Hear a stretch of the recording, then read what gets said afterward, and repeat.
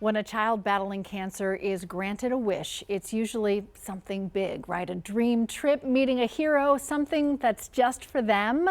But when 14-year-old Jude Baker was given that chance, he made a choice that's now touching an entire community. And Caitlin Ross is here to tell us all about it. So this is one survivor who really turned his wish away from himself, and it's all about others. It's truly incredible. This one has had me in tears all day long. It is amazing. So Jude had his pick. After beating cancer, he rang the bell at the hospital, and Make-A-Wish Georgia told him the words every child hopes to hear.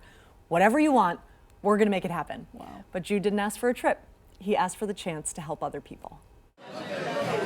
Jude Baker knows what it feels like to wait, and he knows what it feels like to hurt. It wasn't even like knowing I could die. It was just like the chemo it was worse. You know, it hurt. Jude was just 12 when he was diagnosed with cancer. The treatments were long, the pain was constant, and for his family, watching it all happen was almost unbearable. I could feel his pain. And as a dad, that sucks. But even as Jude fought for his own life, something else was on his mind.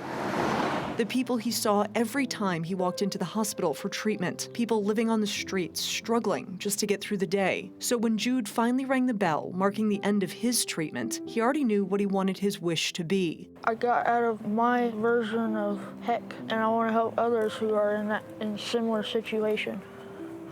You know, like their own version, you know. Most kids wish to go somewhere or meet someone. Jude wished to help someone. His heart is so big and that he wants to help everyone, and you know, he could have chosen anything, to do anything, to get anything, and he chose to help people. Emily Campbell coordinates wishes for Make-A-Wish Georgia.